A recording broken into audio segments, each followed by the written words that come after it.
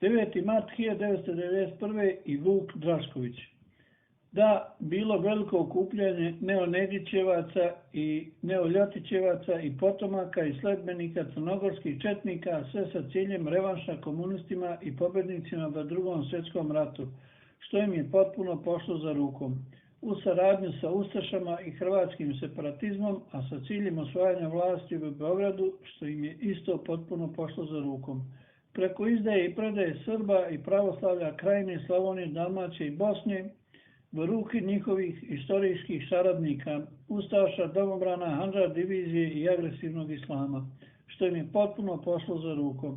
Tako da je Drašković osoba velikog formata koja je za Srbiju, Zapad, Vatikan, Iran i Saudijsku Arabiju uradio tačno ono što su Srbija i nabrojani od njega očekivali i tražili. Bio je to dan velikog skidanja maske sa lica Srbije i Beograda, skidanje maske antifašizma, jugoslovenstva i srpstva. Putovanja. Ima raznih putovanja. Neki ili većina ljudi putuju kao drvo, to jest bez svijesti, ili jure svuda kao muve bez glave. To su ljudi koji nemaju vrijednosti, pa idu da vide kakve su vrijednosti stvorili drugi. Takvi su, na primjer, bogati i bogatiji Srbi i Rusi. Oni jednostavno nikad ne putuju po svojoj zemlji, stalno moraju da vide Pariz, Beč, New York, a kad se vrate odatle, balvan bio, balvan ostao. Drugi ljudi su u kretanju statični kao drvo, ali idu u visinu. Oni nigde ne idu u daljinu, ali dok ne umru ili kad umru, njihova visina, njihove ideje jure po čitavom svijetu i svi se otimaju da ih vide, kad već ne mogu da ih stignu. Takvi su, na primjer, Kant i Van Gogh. Treba probati. Prostitucija je loša samo ako ne može da se plati, ili ako neko nekoga mlati, ili prisilno brani.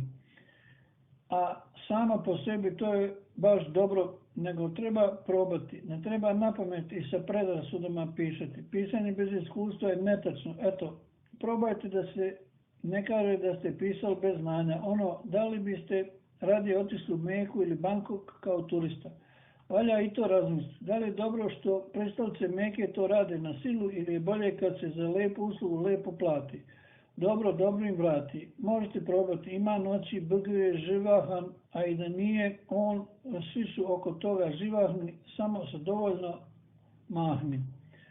Jedini problem može biti ako se nema dovoljno. Morala ima ako nema para. Obrnuto ne važi jer je i to moral. Dionizijski, presokratovski, ničanski, desadovski, kazanovin, kalifornijski. Zbilja, da li biste vi otišli u Kaliforniju i ne biste to probali? Zbilja. Brada. Pop je imao toliku bradurinu i tako dugačku kosu. Toliko puno odeće arapske, semitske. Sve se to vuklo po podu, a rukavi su prekrivali šake koje nikad nisu radili. Za nekog ko se trudio da izgleda nezainteresovano za zemaljsko i da liči na nekog zapuštenog, sve je bilo suviše čisto, a tkanina veoma nova i kvalitetna.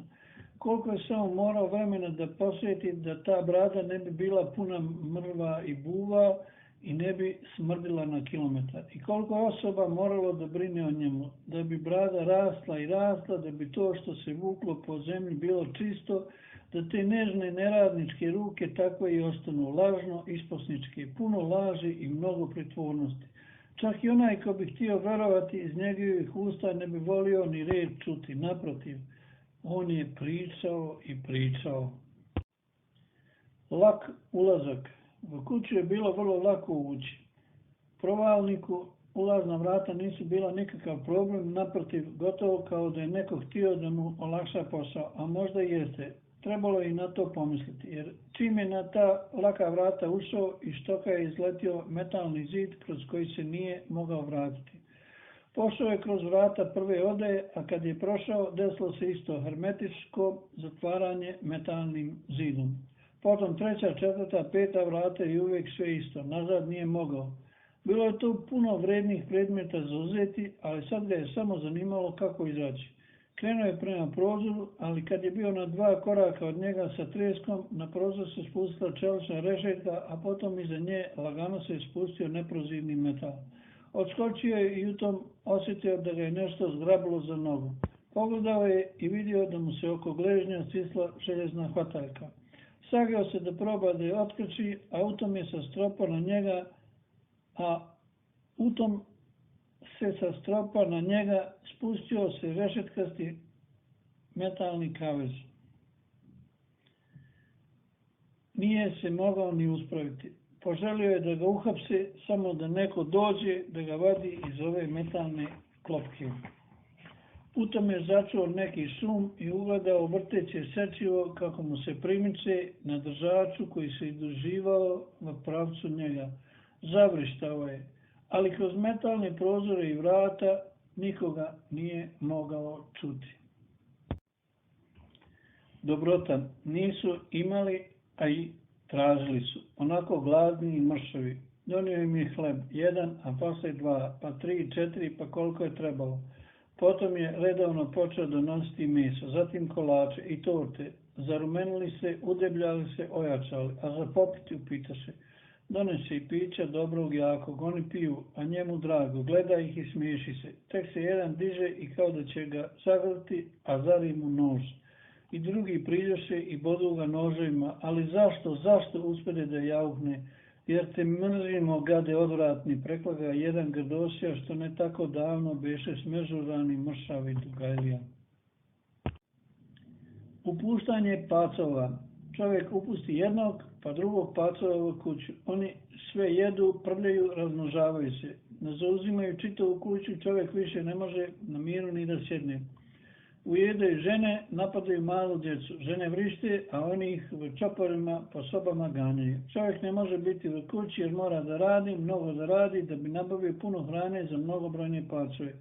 Pacova mora da bude što više, rekli su mu u službi za deratizaciju. Što više, zapamtio je. Tako se uči tolerancija, poučno je rekao činovnik. A ti,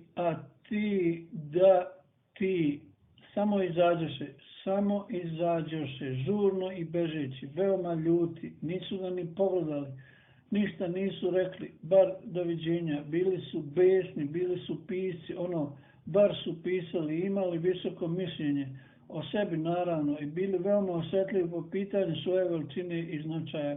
To ih je i dovelo do stanja velike uznemirenosti, jer su slušali pisca, da, to večer tu na književnoj večeri, onda bar nisu došli, zato su na kraju tako besno jurili da izađu u tamu svoje književnosti.